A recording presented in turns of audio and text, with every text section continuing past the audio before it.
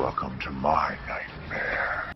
What's up, boys and ghouls? It is your girl, Mika G, and welcome to another episode of Cinematic Nightmares. In this episode, we are going to be diving into a found footage horror movie that hits so hard and stays with you. We are talking about CAIMAN. And today, I have with me the cast and the crew from the movie.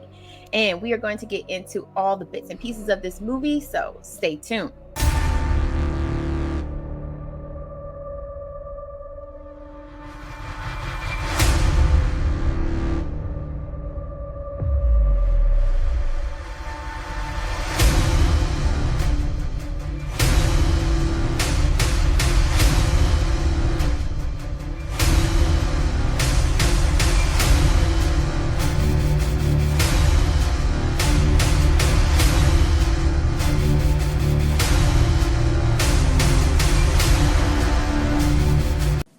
So, for those of you who have never seen this movie, I want you to introduce yourself so that they can find out who you are and what was your part in the movie for CAIMAN. Charles, we will start with you. All right. Hey, I'm Charles Borg. I am primarily a producer and a writer for CAIMAN. I also co-directed and formed 50 Miles East Productions with Josh. My name is Derek Nelson. I'm a producer on CAIMAN. I kind of stayed back and handled some of the logistics stateside while they went and, luxuriated in Puerto Rico. So, last but not least, the one and only, my name's Joshua Shaw Bruce the First. No, joke. My name's Josh Bruce. I am an actor / producer on the project and also co-owner of 50 Miles East Production with Charles Borg. Nice. First of all, I want to thank you all for coming on to Cinematic Nightmares and coming into the void. I really do appreciate it. So let's kick things off. Tell us a little bit about this movie. What is it about? Obviously, I know I've seen it, but my viewers would like to know what this movie is about. So CAIMAN is a found footage film written by Charles, as he stated earlier. Basically, it's about a young guy who his wife was murdered. So we learn a year ago on the island Vieques in Puerto Rico, and he's returning to the island on a quest to find whatever it is that killed his wife. Now, while he's going on this quest, he's being accompanied by a friend of his who's a filmmaker, who got the idea that they can make a documentary of Joshua's character, his name is Cameron, of his kind of like return to Vieques, almost as like a documentary detailing, her life all the way up to her death and the mystery surrounding it. Once they get to the island of Vieques, though, tensions start to rise between the group as a lot of secrets get dredged up in the process of making the film. And so the film really comes into life as it starts off innocently enough, like a regular documentary, but quickly settles into a found footage thriller with a little bit of spice thrown on top. It's not exactly totally adherent to the format, but it's done with flourishes for, cinematic flair. But basically it's a found footage thriller horror, and that's the basic gist of it. Did I miss anything? I think thematically it's revolves around the broken trust and how that can have dire consequences between friends. So we try to create layers in it, right? It's fun to watch, but also something that sticks with you and has a little resonance, because ultimately you could brand CAIMAN a horror movie because it has horror elements, but it's really, for the most part, a psychological thriller. Yeah. And for any good horror movie, in my opinion, there's always an element of drama in there. That's one thing I have learned in the past just a couple of years about horror, is that if you strip out the horror of any horror movie, is it still interesting? Because the drama elements that are going on, and even in this movie, you really see a deterioration of a friendship that's been going on for a long time. And in the island, it just really accelerates that. Secrets come out, and you start to see the rift between the main character and his friend, who's also helping him document the trip, who has his own agenda. Honestly, I'm gonna tell you, I watched this movie twice, and well, thank you. Thank you. Like the first time I was like, okay, this is interesting. And then the second time I watched it, I was like, it's a lot going on right now. Yeah. It's a lot going on, especially when the secrets start coming out. I was like, ooh, okay. But going focus on that, when you say that it's not part of the found footage, you know, the oh my goodness, I can't think of what I was trying to say. Like the medium of being a found footage movie. Right. It almost that's why I felt like it was kind of a found, like I labeled it found footage is because it started out, like you said, innocent, and then it started following the method of a found footage movie. Like when things hit the fan, and then it just got real, like shaky camera, chaotic, and you know, and I was like, this is I really enjoyed it. In terms of the medium, I would always brand it as a found footage. But in terms of genre, I tend to just be careful to like set expectations, right? So I say it's a psychological thriller with horror elements, because I think a lot of the times when you watch found footage, I'm a huge fan like you. I love found footage, which is typically though like pretty gory, a lot of gory elements. I mean, a lot of them don't have that, but a majority do. When you think found footage, your mind goes directly to Blair Witch, which, you know, was a big inspiration for us just in terms of hiding a lot of the actual horror elements. But Quarantine, and, you know, that's super explicit, right, in its horror. So, yeah, I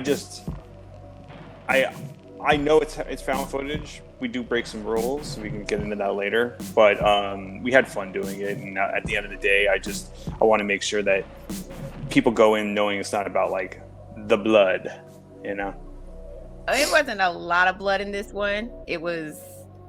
I honestly, I don't care for a lot of gore when it comes to horror, so I enjoyed that piece of it. That it wasn't that gory. Yeah. I think one of the, and that's why I kind of mentioned it, it was like earlier before we started recording, it was like found footage cinema verite. A lot of, it's not your typical found footage where you got the static camera, the night vision, the steady like labeling in the corner of what day it is. You know, the more technical aspects of that medium. If you notice, there are layers in it, like subtle music cues, you know, the focus on characters. You're right, towards the end, it starts to mimic what you typically see with found footage. But I think what the real strength of this movie is that you come looking for a found footage film. So you got your popcorn, you're like, okay, I'm ready for my jump scares. I'm ready for, you know, some weird, and then you slowly get wrapped into this tug of war between these two guys on this island, and you almost forget in the back of your mind that there's supposed to be like, you know, where's the jump scares, where's the horror, where's the monster in the dark, and really you're just seeing two people hash out secrets and how that's affecting their trip. And it's almost like, you know, you were brought on the trip with them and you're like, oh snap, they're fighting, like what should I do about it? You don't want to look, but you're like, oh man, they're really going at it. And it kind of like draws you in that way. So almost like you end up leaving all that behind and you're just glued to it and trying to follow the characters. And then towards the end, you're like, oh snap, I forgot, that's why we're here.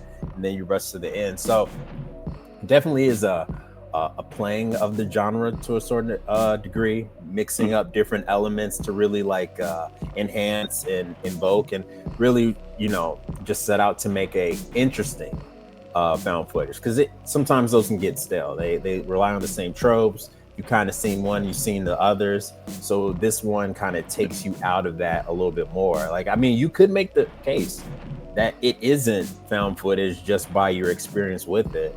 And hopefully that's something that people can take with them as they view this while it's out. And I feel like some found footage movies are just, you can tell they're just found footage just for the sake of being found footage and just trying to save on budget. But one thing that Charles really emphasized when we started working on this is that why are they recording? They can't just be recording for no reason. Why are they documenting this? Why is this happening? Because without that, the whole story falls apart, because that's really the foundation. And I feel like with a lot of found footage movies, either they have a foundation and it's not very strong, or they do have a foundation that's very good, like the Blair Witch Project, and you don't really see too much in between. So that was just one thing that we really focused on, and definitely with a lot of help with with Charles's aid, is that why are they recording this trip? And that honestly was really what propelled the story to what it is right now. So I just wanted to, it's definitely not your typical found footage film. It's definitely, I feel like it's a couple tiers below. I mean, above that, not below. My bad. You better cut that part off, Mecca. Secret's been exposed. We're exposed. Oh no, they got me, coach. I'm sorry. But expose him. No, I'm joking. But that's just my that's just how I feel about it. I feel like just calling it a found footage isn't doing it justice, because I feel like some people have a negative connotation of found footage, especially people who aren't fans of the horror genre. People who are fans of the horror genre is a very small part of us, but we love found footage.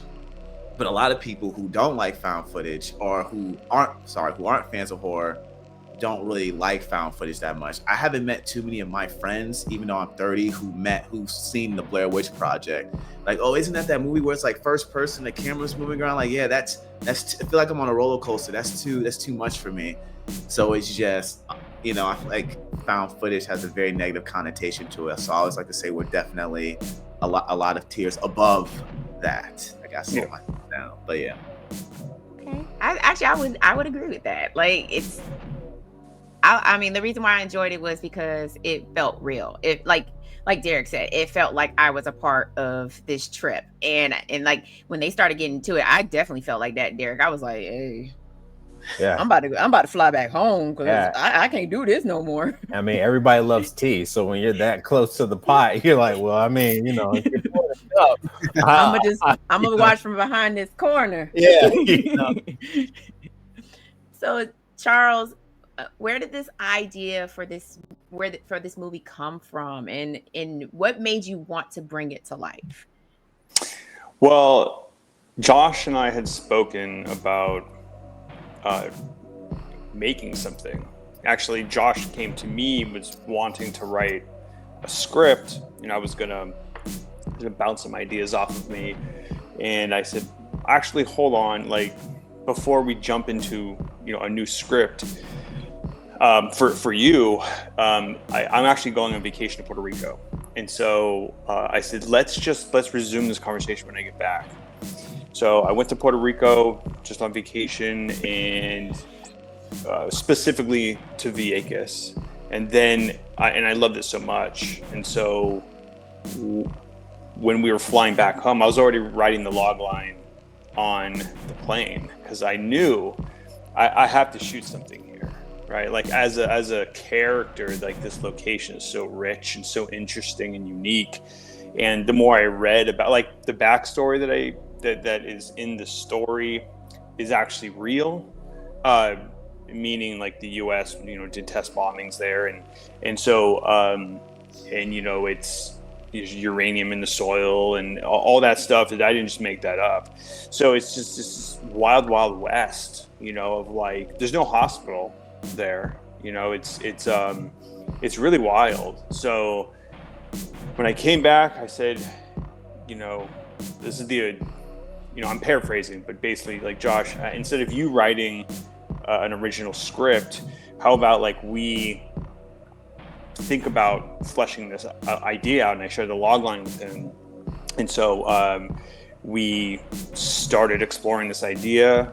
And long story short, I wound up writing the script over that summer, and then the whole crew that came together on it, like, gave ideas towards it. I shared the script with Derek.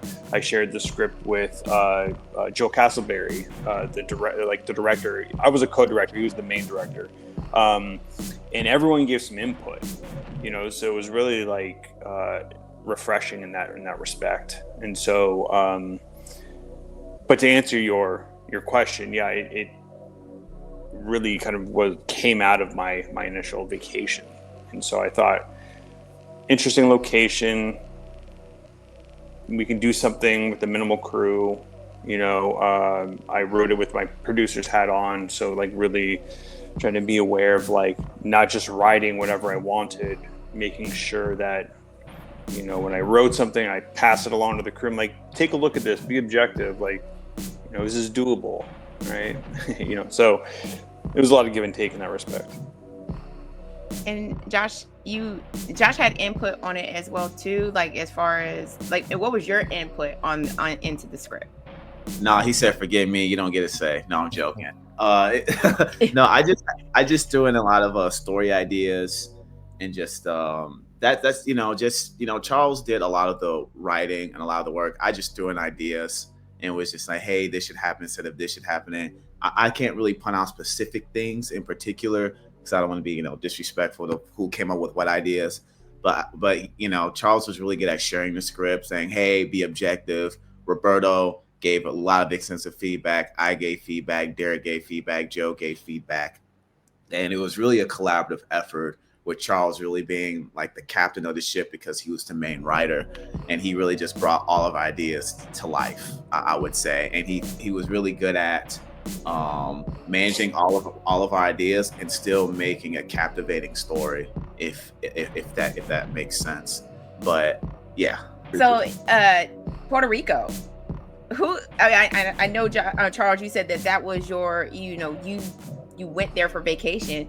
Yeah. What made Puerto Rico that island made that the ideal location? Like, instead of like going to the beach in South Carolina and trying to recreate that.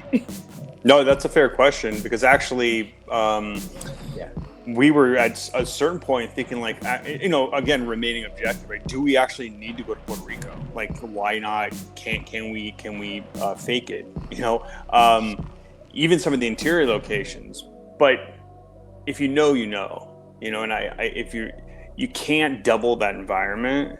And even in the interiors, like, it's because there's hurricanes, like those walls are cement, like there's a look, there's a feel, the shutters, like you don't find those in North America, like it's just not something that maybe Florida. Yeah, maybe Florida. But like the other thing too was it was a built-in location scout without even knowing it. So when I went with my wife and, we had an Airbnb and I was soaking as a writer. I mean, I'm always kind of observing. And so we got these amazing beaches. We got these everyone drives a golf cart, even though the locals hate it. You have horses. You have these little coves, where like, I mean, it's not uncommon on a beach, but in these particular beaches, the sand is actually, it's pretty shallow, like in terms of like, you'll go through a bunch of brush, then you'll meet the beach. And honestly, I mean, you guys, Josh, I mean, you went to the beach every morning when we were shooting. It's like, there's maybe 10 feet of sand and then you hit water. Yeah. So unlike most of the beaches, like let's use LA, for example, I mean, you have, a quarter mile of sand before you hit the water. So there's a very particular look. And so that was very attractive.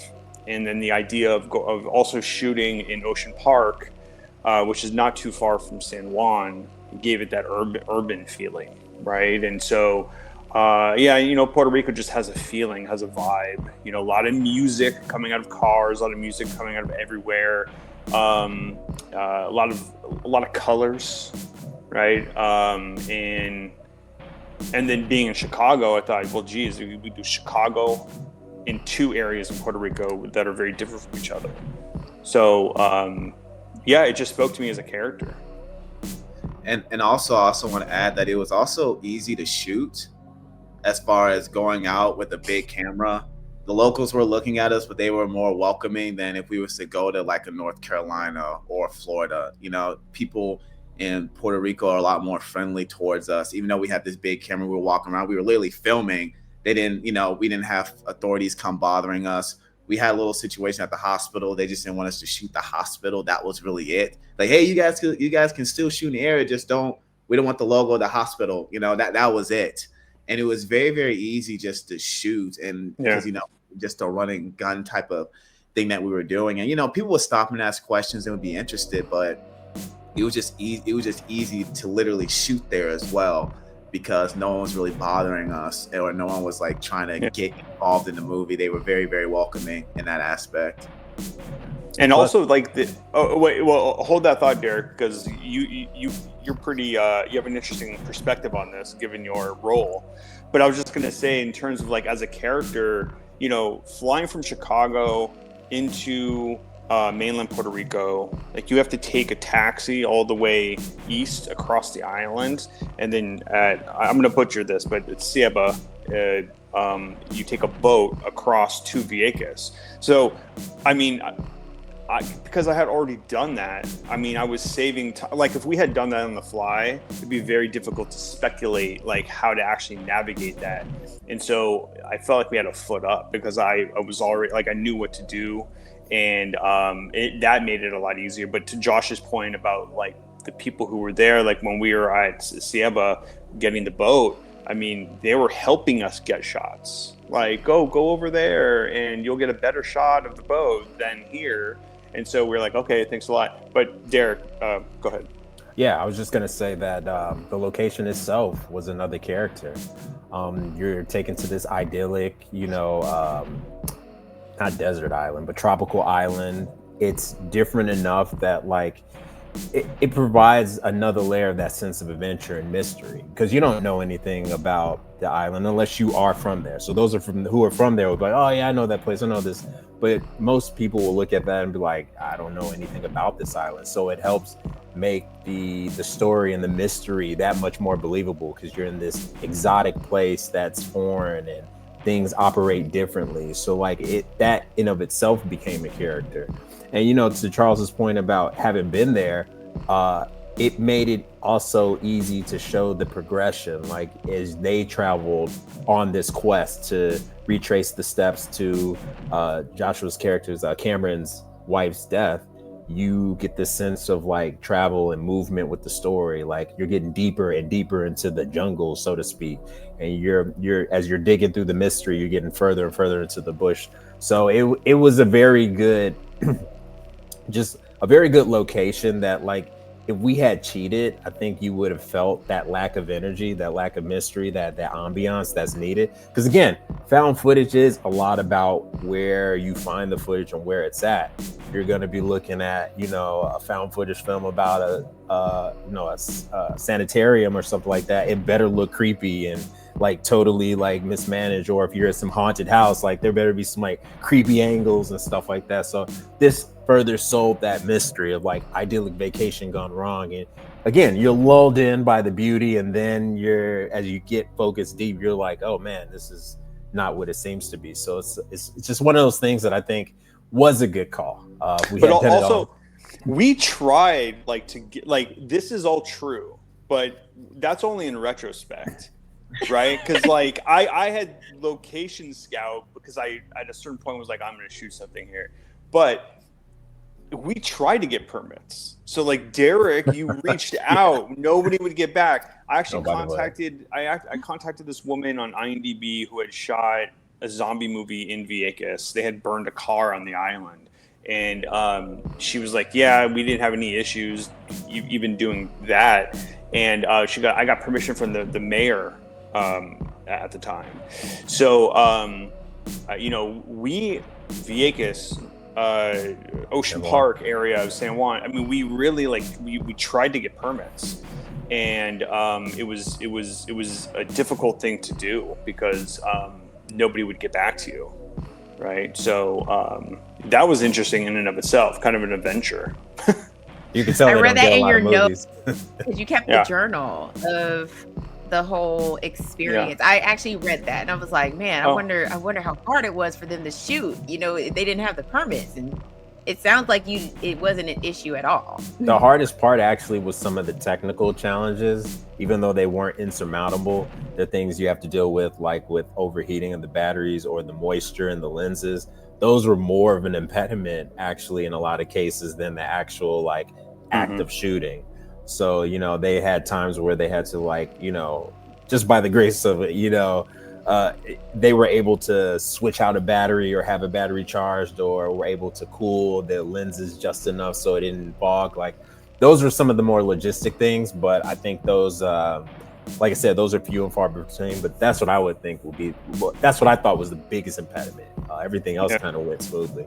And the cool thing about actually being on location is that, at least from a behind the scenes perspective, it gave me a lot of energy, because if we would have shot this in Florida or somewhere else, I'm not saying I would have not brought the same energy, but actually being in Puerto Rico, because we were in pre-production for a year, just planning out everything, working on the script, getting everything together. And then when we finally got there, it just the energy and everything, it was just a whole different feeling, you know. And just, we really didn't have, when you go through production, of course you have issues and you have problems as far as like technical issues and so on and so forth, but it was really just what's the word I'm looking for, momentum. And I felt like every time we finished a difficult scene, it was just like, it got better and better and better and better, and that's how we got through it. But that was also a very big advantage of actually shooting on location, is that we have been planning this for such a long time, and actually being there and doing it, and something that we were talking about for a year and planning, it was just a really, really great feeling. Speaking of difficult, Josh, Cameron goes through a lot of emotional. He's a very emotional throughout this whole movie, and it carries throughout the whole story. How did you prepare for something so raw? That's a really good question. I brought in a lot of personal experiences, and I was working with an acting coach for a few months, and we literally broke the entire script down scene by scene.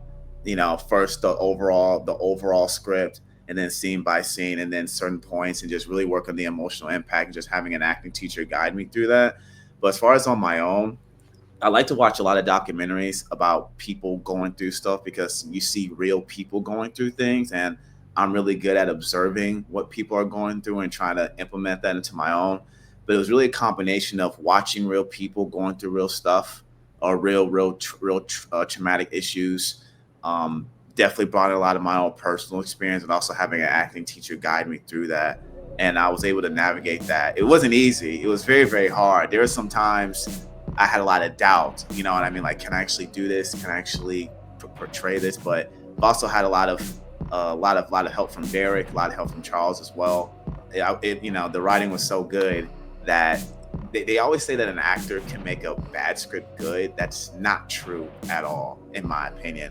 It really takes a team effort, and also coordinating with Charles and the team about the backstory for Cameron, his relationship with Diego, and just his relationship with Anna as well, and really bringing all that together. You know, acting is very, very hard. It's not easy, and I think a lot of actors, they try to make it like their own solo mission. Like, I'm going to go off in a hotel and write a diary. Shout out to Heath Ledger, you know. But at least in this aspect, it was really a collaborative effort, and just, you know, I think one thing that really helped a lot, and I never actually shared this with anyone here, but just having the confidence from Charles and from Derek and from Joe, you know, just the confidence that I can do it, and that really helped a lot. So that's how I prepared for the role, and that's how I really got into it, and just really trying to figure out what is the character going through, and just playing that game of what if I was in this situation, how would I react? And I have a really good imagination, and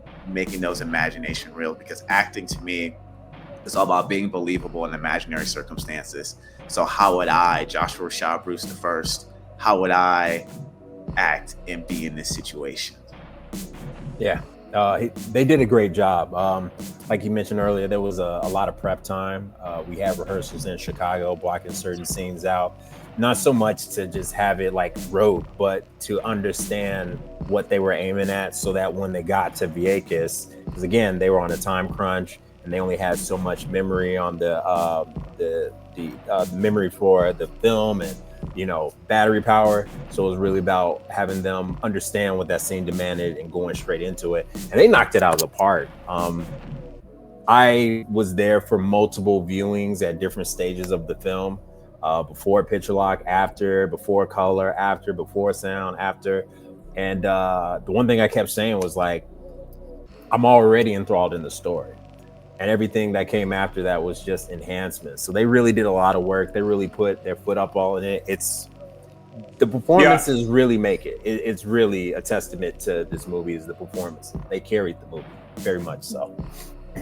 I think, and it's always different for every movie, but I think that by the time we were flying out there and shooting, I feel like we were very prepared, you know, not just technically, which shout out to Joe, like we can touch on that in a second, but, you know, emotionally, Josh and Joe too, because he was an actor, but especially Josh and Roberto. Yeah. And, you know, as Derek mentioned, you know, Josh flew out a couple times from LA and would meet at Joe has a studio, Illuminate Productions in Wicker Park, and we would do rehearsals in the studio. In fact, one time we basically did a version of the entire movie on an iPhone just to get it all out there, and we use it as a point of reference. And we did table reads. And Josh, I mean, I know that you and Roberto met up on your own via Zoom to go through scenes on your own. And you know, so Joe and I, as a collaborative directing team, you know, we're very happy about how everyone was ready to go. And I also want to add in really quick, because I forgot this part. Roberto definitely helped me a lot. I gotta give him his credit, because he has so much acting experience.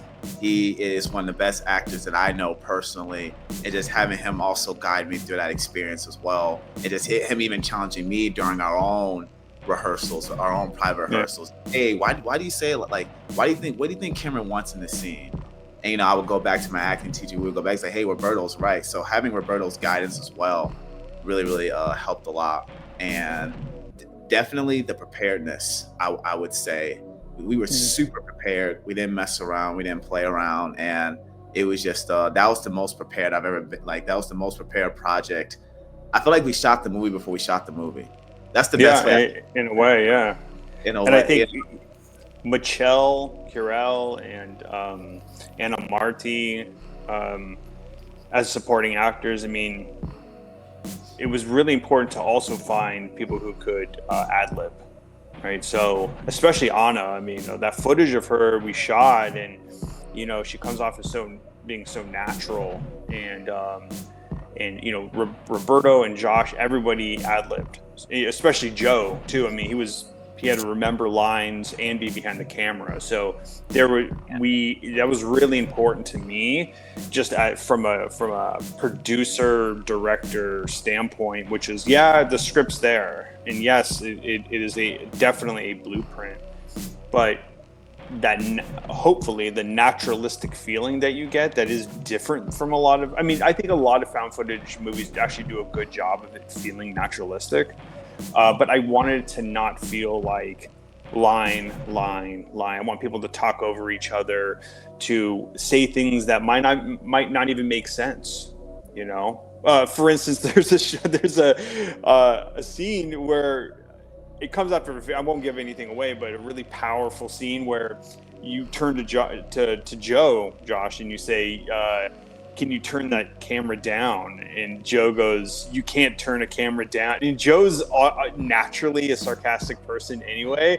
And it was just such a real thing, because we always speak in imperfections. So the fact that, like, that was a part of the fabric of the story, just, I think, works. I definitely felt the chemistry between you and Roberto, like that dynamic, especially when everything started coming out, and I was like, man, they finna fight. And I know, right? That was the real meat of it. You're just like, oh, I was like, to go crazy. I was like, I know I shouldn't be watching this, but it's like, it's getting ugly, but yeah. And going back to what you said, Charles, that realistic feel of a found footage movie, this definitely felt real. Like, I felt like they really found this, you know, all this footage, and we were really watching these two guys, like, you know, go at it eventually. So, and of course I'm not going to spoil it for anybody, but, and then it goes, you know, into the actual, like, horror aspect of things, you know, and But it all felt so real. Like I was just like, gotta watch this again. Click. So during production, what was the most unpredictable moment that happened? During production, most unpredictable moment. Working with SAG. Yeah, CB had that everything like down to a SAG T. paperwork is. SAG paperwork is the most ridiculous set of things a producer has to do at all. You have to document everything like in duplicate. You have to have everything out by a certain time. And like I'm actually in like Chicago hounding CB like you didn't update the call sheet for tomorrow. Like I need those times, brother. Like, are you gonna be here? You doing that? And he's like, oh yeah, I'm over here in paradise working hard and not sleeping. I'll get that to you. And so he's waking up like early in the morning to give me that, and I have to make sure I have it by Thursday to send that week so people get paid, nobody gets sued. Like it's just what? But we understood the process. We were able to we dotted our I's and crossed our T's, so it wasn't too crazy. But yeah, anybody we had enough. film? We had enough time. We had enough time, and so I think that like stuff like that you wouldn't even think of, especially shooting in Puerto Rico. It's like, okay, I was actually talking to a DP who was like, "Oh, you shoot in Puerto Rico? How are you getting all your batteries over?" I'm like, "Well." My DP, Joseph, who was, yes, he was the DP, the camera person, an actor, and a director. He was like, yeah, we're going to have to go buy individual bags for each of the batteries. We didn't have to do that. Like you could, I think, but there's like, you have to make sure they don't get warped and they go through the x-ray machine and you make sure they're protected and through the elements getting there.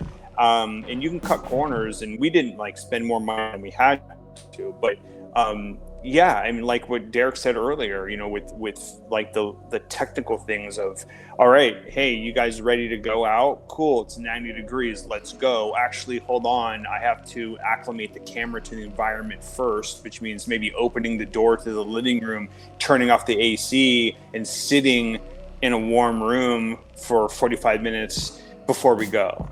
So things like that, like you don't have to contend with typically, maybe unless you're a filmmaker in Puerto Rico and you're used to that. Very situational. Very situational. I do have something. There was something unpredictable that happened during production. Derek, you weren't there for it. Charles, remember originally we were supposed to shoot the ending scene much later on, but we wound up pushing it up like literally the day of, because the ending scene was very, very difficult to shoot. Or we knew it was going to be very, very difficult to shoot because of the sequences that we had to do. I remember Joe didn't want to do it. Joe, he wasn't really sold on the idea of moving that scene up because we were really supposed to shoot, I think, the last week, because he wanted to be like a certain way, but we wound up pushing it forward the day of. It was kind of that came out of nowhere. Yeah. Michelle Kirel, a great actor, who was brought onto the project via Derek. Thank you, Derek. He specializes in combat, so he knows how to block for that. And so with Joe's expertise and behind the camera and knowing how to move and pull focus, which is just bananas. And then with him, Josh is right. So while we had Michelle, we were like, we need to take advantage of him. And so essentially pushed up a couple of scenes where he could come in clutch and help like with the blocking of the scenes. And so that necessitated, like, it just made a lot of sense to move a few things around in that respect. Everybody was used on this film at multiple capacities. Like, but here's one thing that's actually really interesting, and I don't want to skip ahead because in case you're going to move into post later, because I can save this. No, you can say it now. I mean, well, I want to hear all this. I'm so interested. Like, y'all could just talk, and I could just be like, Originally, we wanted to be very gritty, right? And I think the realism comes across that translated. But originally, I wanted to be like a thoroughbred like a mockumentary found footage. So Josh and I had a lot of talks about, you know, in writing the script, like making sure like that it's going to feel like you're in kind of real time. So when we were on set, almost every single scene that you see was one take. Then we would shoot it again. So sometimes we'd have 7-8 minute takes, and that was a huge testament to the actors, to Joe, to, you know, setting up what we needed to set up before. And so the style that came out of that, though, was sitting in the editing room watching it without any music, my original vision, and being like, this feels real, but is it so real that, like, because it's not new, it's not Blair Witch circa 1999. People have seen this, and there are other movies that have done it much better. At the end of the day, I mean, we had a conversation with the team, and we're like, can we just decide, like, let's make this a fun watch, like as fun as possible, right? Like, let's chop this thing up. Let's make it move fast. Let's add music, and it just works better than watching it without any music in real time, because there was a lot of dramatic beats, right? Like Joshua's character working through something that Roberto tells him. When you're watching the dailies, it works. When you put it into a timeline, you're watching the rough cut, you're like, this doesn't move fast enough, right? And still works because I've seen every cut. Well, performance, yeah, but that style that you see in the movie, like, we couldn't have done that unless we did the long takes, right? And so that you kind of kick yourself in the butt later, and you're like, well, geez, if we knew we were going to cut it up, we could have got like different angles or whatever. But you know, that's life. That's hindsight, right? 2020. I think so it towed the line well, because again, you don't want, it wasn't so much a departure that you can't say is found footage. I think of all those little flourishes, those little accents, as just like little cherries on top. The performance was already great. The scenes, the momentum of the scenes were already there. All it was, you know, tweaking up this scene to make it a little bit more tension filled, lowering this scene so that, you know, it comes as kind of a lull and your heart rate's going down. Changing, you know, one of the biggest additions that came very late were the little vignettes of Anya spliced in there that helped bring her character to life. And so now you were not only invested with the people you're currently seeing on screen, but now the aforementioned Anna. And when you see her, then you're like, oh, this is what all this is about. And then that's in your mind, and you're like, that complicates things, because now you have more context. You couldn't do that in a regular found footage film like that, but adding those flourishes, I think, made for just a better product. Because again, CB's point, you're here to have fun. And if you're sitting there and just being, you know, exposited to, and, you know, it's not making you feel anything, and their performances were heavy with, you know, emotion and gravitas, you know, we just kind of just like, here, have, you know, a little salt just to bring out the natural flavors. And I think that was the best decision. That's why I call it found footage cinema verite, because they just get to the truth of the matter, and just like, I know why we're here, so let's just, you know, bam, take it up a notch. Yeah, I can't say enough about this movie. Like, I enjoyed it. Like I said, I watched it twice. I'll probably go watch it again, but don't quote me on that. You watched it 3 times, no less than 3 times. Yeah. I mean, you're talking to the person that watched Sinners 4 times in the movie theater. So yeah, nice. When I enjoy a movie, I will watch it multiple times. Yeah. So I had my favorite scene, but what was y'all favorite scenes in the film? Good question. It's a really good question. Can I go first? Yeah. I call this the Netflix scene. That's just what I always refer to it as. It's the scene on the pier between Roberto and Josh. It's ironically, it's the prettiest shot in the whole movie. And it's 2 people talking, but I like what's being revealed, and I just love the way that it looks. So I would say aesthetically, it's my favorite scene in the movie. But then I would say near the end when Josh is in the back and Roberto's screaming in the Jeep and Michelle is trying to drive, that's my favorite. Which, by the way, again, we rolled with the Jeep actually driving all the way up this bumpy ass road with no lights. They parked, they got out, none of that was a cut. They dragged Josh to the beach. That was probably like a 10-minute scene, no cuts. All those cuts came later. Yeah. So two of my favorite. Like sand in places that you weren't supposed to have it because they dragged you through the. Definitely, definitely.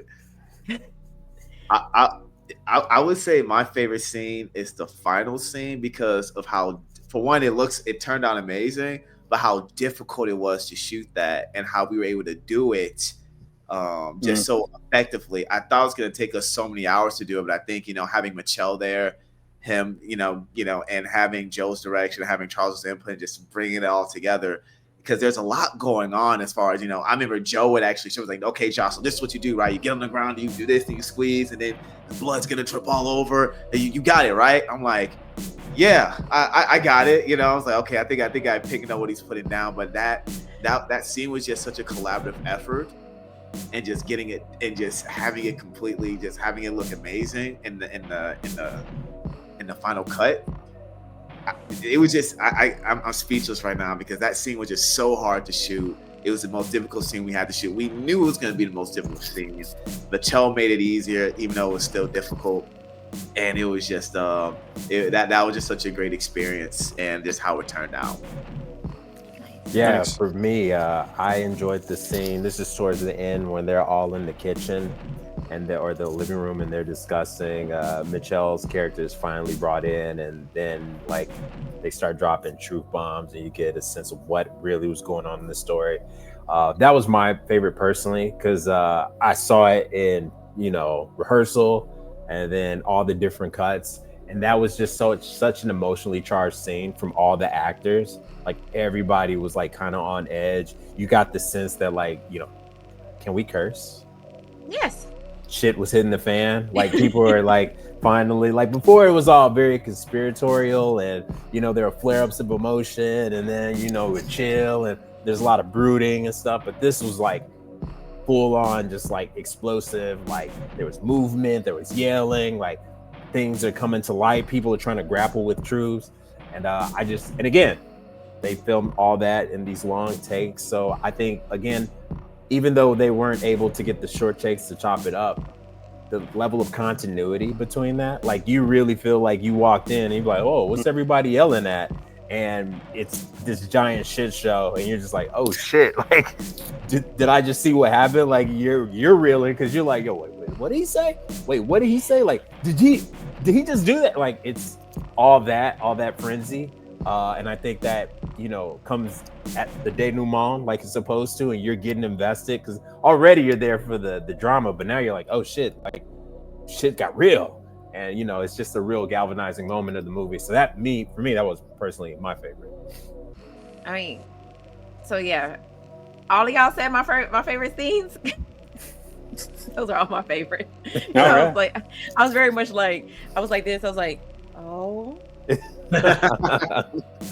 Yeah, that to me is the best part of this movie is that it really draws you in.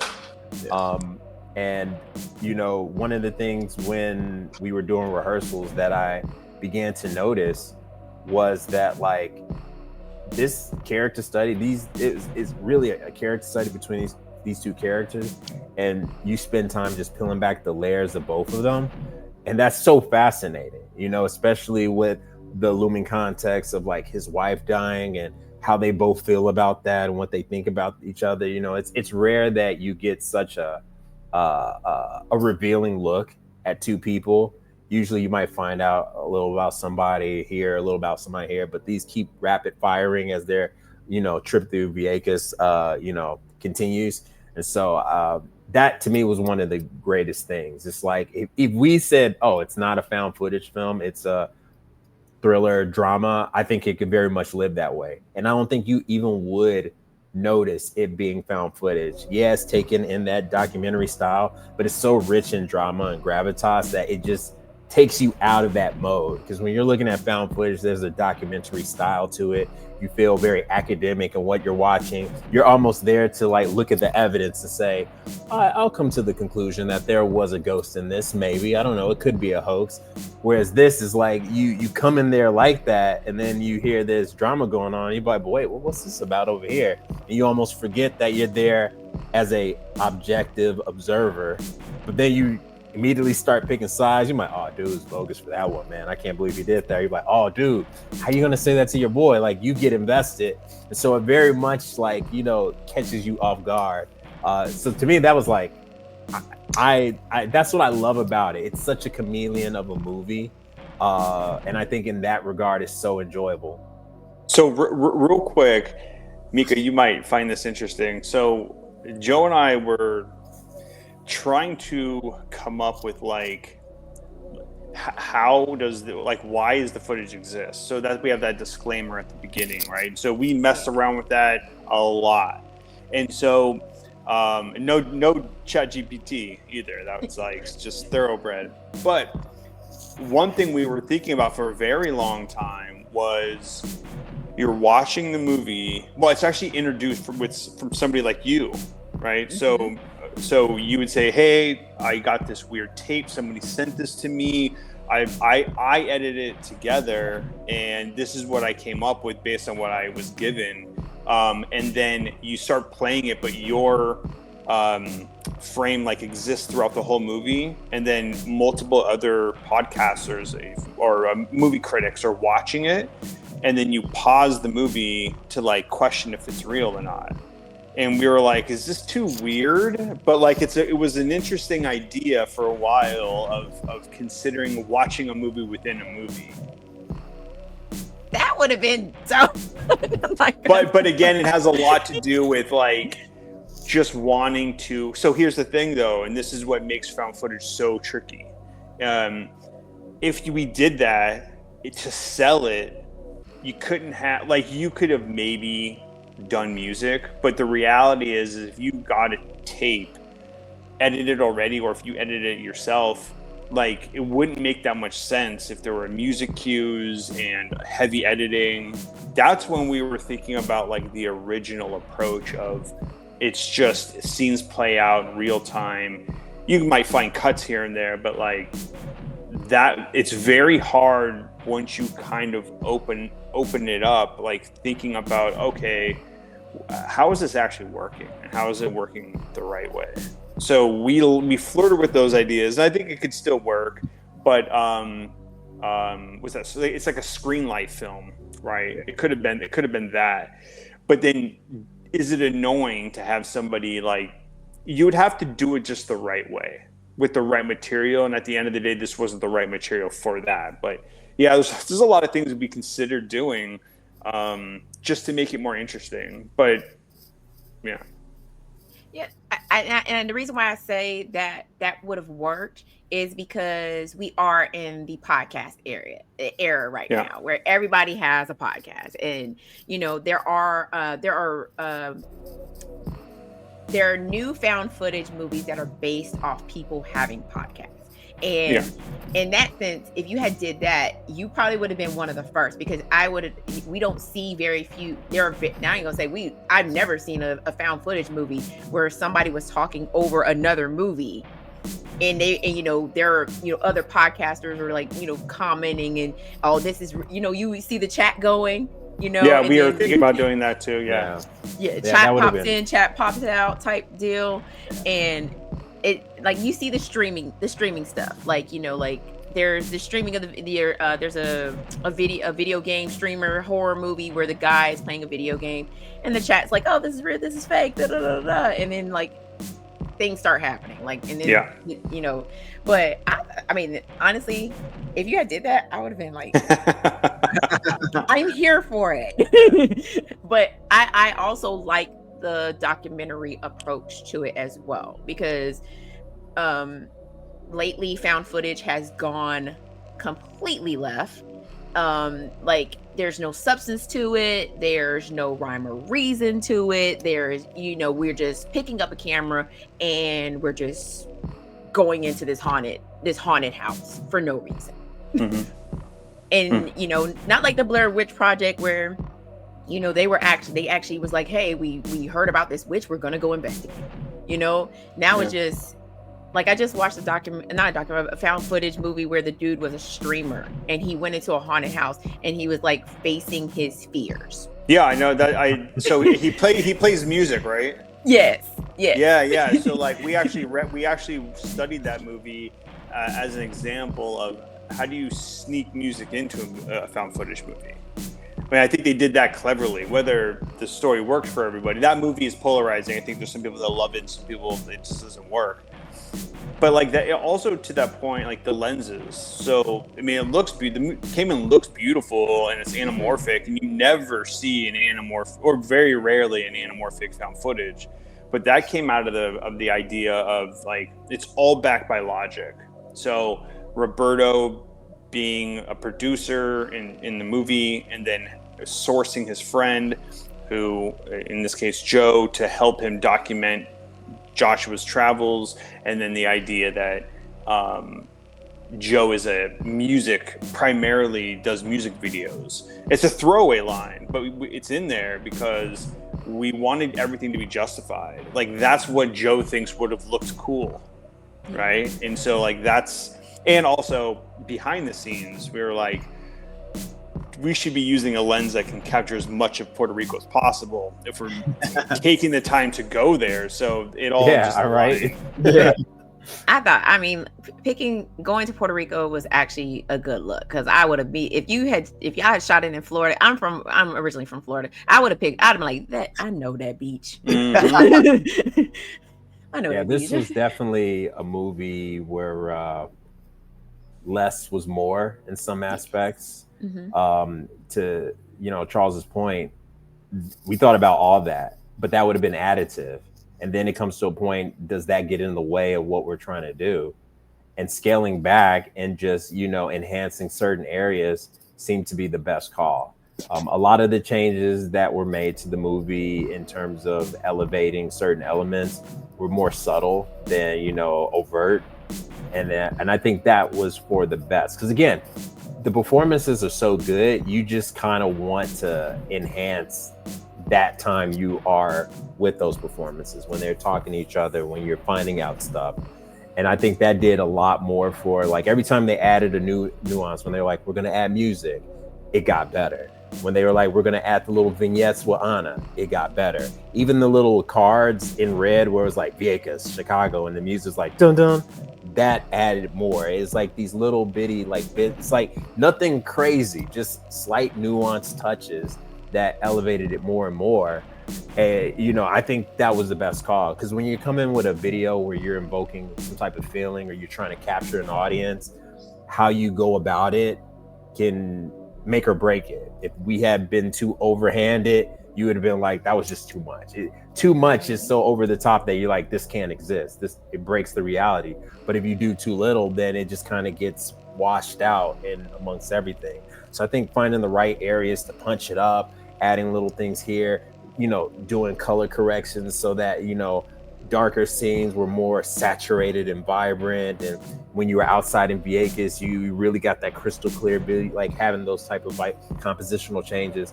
I think those are really the stars of this. And I think that's why when you watch the final product, it's just so easy to fall in. And if you can fall in, then we've done our job. I've had a couple friends reach out to me who've watched the movie, and they all thought that I actually killed. Yeah, you're good, dude. It's they all thought I'm not gonna spoil the movie or anything, but it was just interesting to hear their feedback from an audience perspective. Because when I showed it to them, they thought that it was gonna be just a different type of movie. Because I think when a lot of people make movies, there's usually something they didn't realize how professional it was until they watched it and viewed it, and how good and how the story drew them in. And like, yo, this was not what I was expecting at all. I thought it was gonna be something grainy, something, but this is really, really good. And and that's a testament to the feedback or the reviews that we have on Amazon as well. And just a very, very captivating and great story. And just very blessed to have been a part of it and that we were able to finish it and show and share with the world.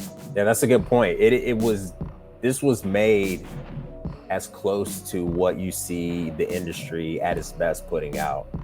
And that's a real difference. Like a lot of people, like you said, just take a camera and then do some things and like found footage, and it can look like, grainy and stuff like that. But I think a lot of care was taken early on to make it look presentable, make it look like beautiful to look at, make it sound beautiful, so that like you're not worried about part of it. How crunchy this sounds or how grainy it is. That's not one of your problems. What you're really listening for is, did he say that? Or is this music got me feeling on edge? Or like, man, that's a beautiful shot, but these people are fighting. Like, we kind of just got rid of the noise and made it the best, like, visceral experience you can have. And I think well, they say, movies, what's the expression? You write a movie or you create a movie like 3 times, like the shooting, and then, or you shoot a movie 3 times, whatever that is. You have three chances to make a good movie: when you write it, when you shoot it, and then in editing. And in editing, so I talked a little bit about chopping it up, and then we got into this rhythm of it, and then the sound design was very intricate. Joe was really good at doing that, and we spent a lot of time in the dark on beautiful sunny days in Chicago inside a cave.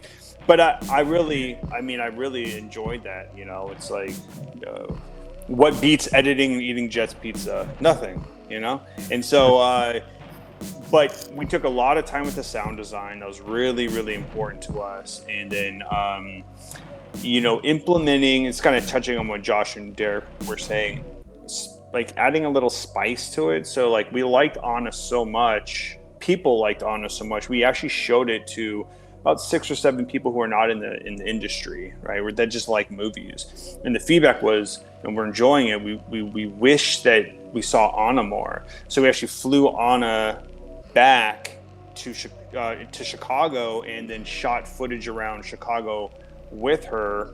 And we actually borrowed some of your language, Josh, that you used, because Josh and Anna went on dates before and so like I said, just take your phone, go to a bar, and act like your fiancés, that you're gonna get married, your boyfriend and girlfriend, whatever stage it was, because it's supposed to be over a long period of time. So we had all that we just mined, right? And I don't know if you noticed, but there's a shot at 90 Miles, which is a Puerto Rican restaurant. No, pour some out for the homie. And it's closed, but it's so delicious. But Anna's dancing, and then you're reacting to her. I don't know if you noticed that, Josh, but like we actually put in your reactions from a totally different scene, so it seems like you're there. But by doing that, the next pass, people, it broke the story up. There is an element of monotony, not redundancy, but like emotionally they're working through things. So like, yes, they're here and they're arguing, and then they're here and they're arguing. Obviously it's escalating every time, so we're working towards something. But to break that up, we decided that we wanted more of Anna. So that really worked out well. And she gave us, we're always bothering her via text, like, send me more pictures of you, just with your family, send us more videos of you, because she actually had visited Vieques, so we could double some of that footage, which is really nice. Of course, the audience believes that Joshua was shooting that footage, so it worked out perfectly. But it's also a huge contrast to the anamorphics. So when you're shooting on the grainy footage and then you cut to cell phone footage, there's a fine line there. But here it's like we feel cinematic, cell phones. So we like that contrast. At least for on-set sound, I definitely want to give Peter his credit too, because we really brought him on last minute. Joe said, listen, I can't do all these jobs at once. I mean, he could, but it's not gonna turn out well. We need to bring in another guy. I know the guy who's perfect for it. And Peter, Peter was great. Peter really came in clutch with the sound, and he was really good. I just want to add that in there as well. Yeah. Nice. And I do want to talk about the every time I do this every time. I want to talk about like the prosthetics and the makeup and the special effects in this movie as well too, because how hard was it to do all of that? Like, I know it was a lot of blood. I mean, not saying this is gory, y'all, this ain't gory, but there's a lot of blood in this. Yeah, I mean, it required, every time Josh came to do a read with the group and here in Chicago, Joe's partner, Jen, she is a great makeup artist, and so she helped me purchase all the right makeup equipment and then showed me how to actually apply it to Josh. So Josh would sit there for hours while Jen is applying these prosthetics, and I'm watching, taking notes and taking videos, because Jen couldn't make it. So I'm actually doing makeup out there. We experimented with all kinds of different Ziploc bags because they're all vary in thickness. So like which ones explode the easiest, the texture of blood. We kind of came up with our own little recipe, which I'm not going to share with anybody, about like how to create authentic looking blood. 11 herbs and spices. It may or may not include soy sauce. And so, yeah, I mean, it's also very humid there. So when you're dealing with sand, that's a recipe for disaster. So I did the makeup, and if I'm off here, Josh, remind me. But basically, while the crew is loading up the car with equipment, Josh and I are in the bathroom, and I'm putting the prosthetic on him, which probably took maybe 45 minutes to an hour to just do it the right way. And then we got out there, and we had to apply it a couple of times because the sand was coming loose. Yep. And that was problematic. And I mean, it was the whole thing where you're like, okay, so we have to bring water, we have to bring towels so that we can wash all the blood off of we have to multiple shirts, right? We had to tear the shirt, put the prosthetics on the skin underneath the shirt, and it was a lot of like doubles and triples of everything, right? Making sure that we had enough so that we could reapply something or change into something again without being shorthanded.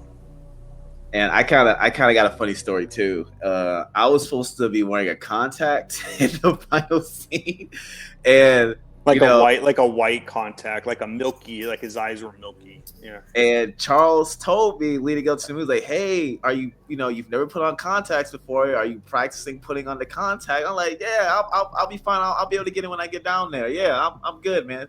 Now, how hard can it be?" We get down there. It's time to shoot the scene. And I Charles got the everything on, and I was like, okay, now you got to put on the contact, and it was a struggle because my reflexes just wouldn't let me put it on. I had Michelle there too, like, okay, you got it this time, bro. Hey, okay, listen, you didn't get the other 100 times, but hey, you got it this time.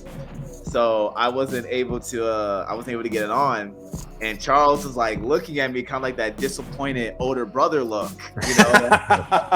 that like, listen, man, I don't want to be the guy, but I told you so. Like, you can't be mad. And Michelle was like, hey man, you really can't be mad, because he did try to tell you, like, bro, whose side are you on, man? But that's just that was just a little. It wasn't funny at the time, but now it's funny looking at it, because I think actually it turned out better because you really get to see like the eyes. Because one thing that I learned, you know who Ralph Fiennes is, Mika? He plays Voldemort in the Harry Potter movies. And yes. In the movies, if you watch behind the scenes of Goblet of Fire, he talks about how in post-production they wanted to make his eyes glow red, because that's how it is and how it's described in the book.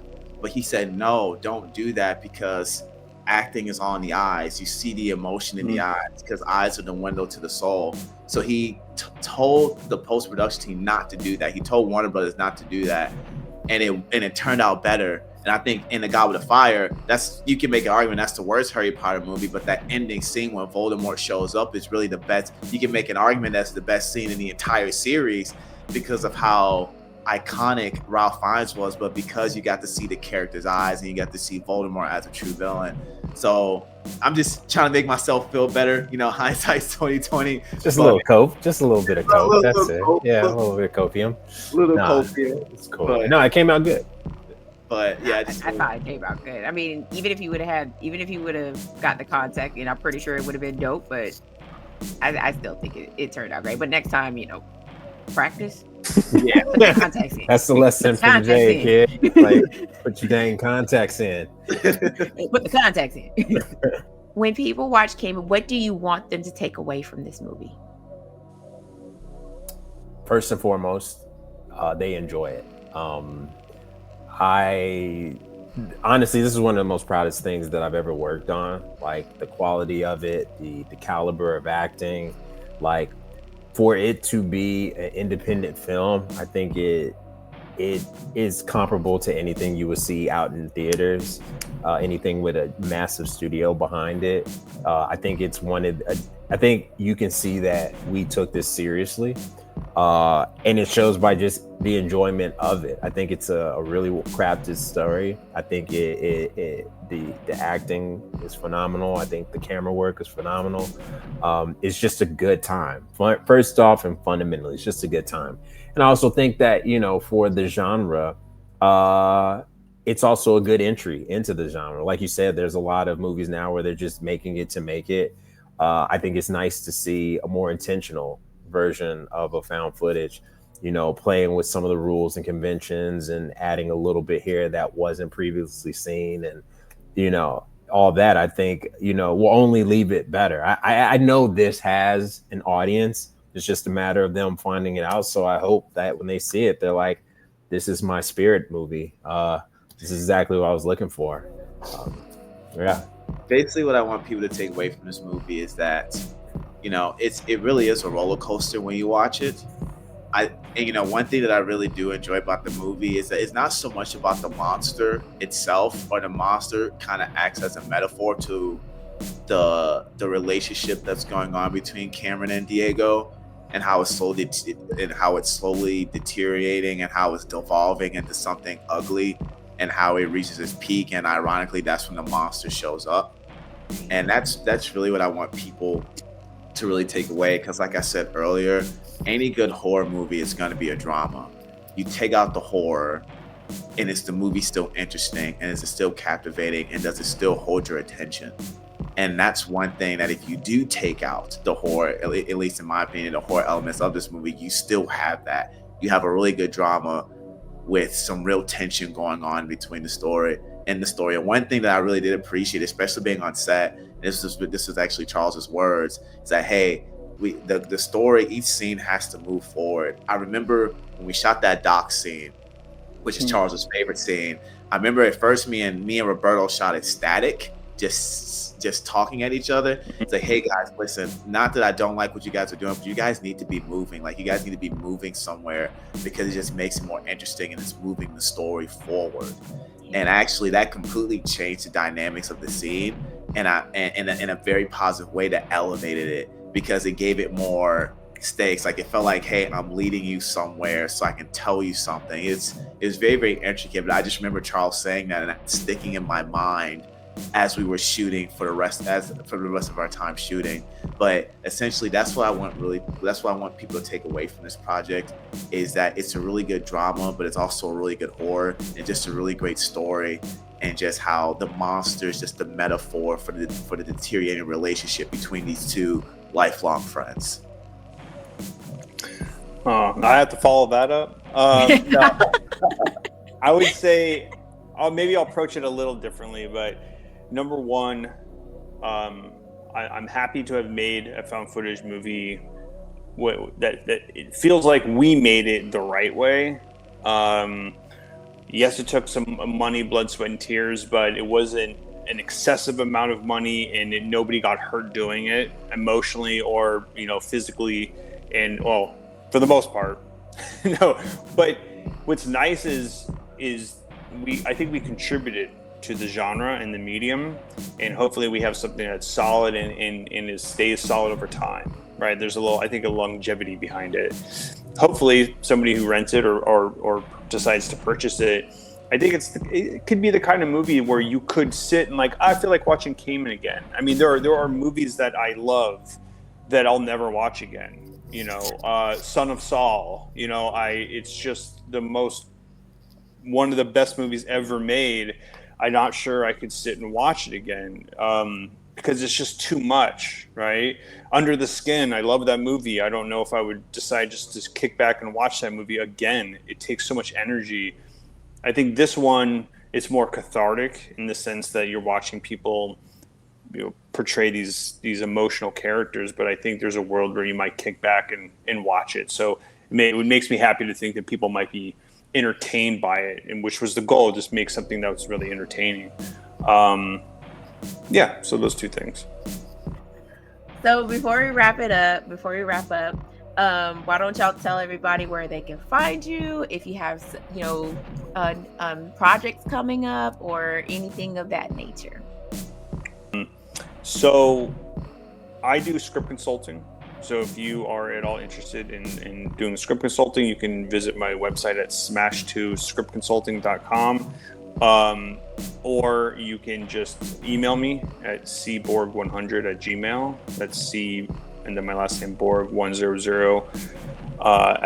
Gmail. And so if anybody has a script and they want it read, I offer notes and then a 3 to 4 hour consultation, either in person or over Zoom. So and then as far as future projects go, I'm working on a feature here in Chicago, just doing second unit, being a second unit director this summer. Peter actually worked on I was a creative producer on a drag series short that he did, which is exciting. And I'm working on a new feature right now, a thriller. I'm staying busy. Yeah, I am actually joining CB on the feature that we're doing this summer, second unit, coming in as producer again. Producer, even some creative aspects are being hammered out. So this is a very interesting project. When that comes out, would love for you guys to see it. And then on top of that, I've finished writing the script with another writing partner of mine. It's a horror, comedy, dramedy, action film that we just finished the first 2 drafts of the script. And so now we're in the process of starting to try to shop that around and see if we can generate some takers for it. So that's pretty exciting. And I'm at dsnelson17, that's 17 @gmail.com if you want to reach out to me. Sure. And for me, I just directed my first short film for this short film competition. So that's going to be out soon. And I'm also working on a feature myself, slowly getting that off the ground. Been writing a lot of drafts and excited to, hopefully we'll be shooting early 2026 for that project. And you can find me at joshua.bruce002@gmail.com, and looking forward to the future and just keep growing. Nice. Y'all don't have social media? Wait a minute. Oh, my bad. I mean, I got Instagram. I don't do social media. I need to maintain sanity somehow. So okay, he's cool. He's a cool kid. You guys can find me on Instagram at Joshua R. Bruce. Wait, is that my name on this? I don't even know my name on Instagram.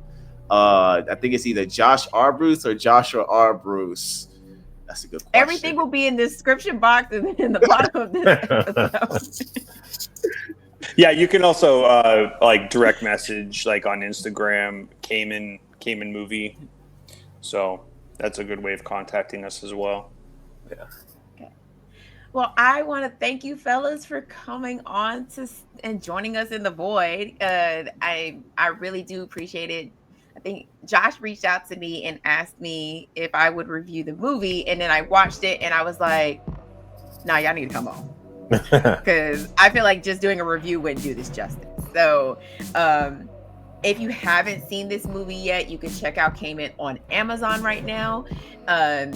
Go watch this movie. Like, go watch this movie. Like, stop watching this video and go watch the movie like now.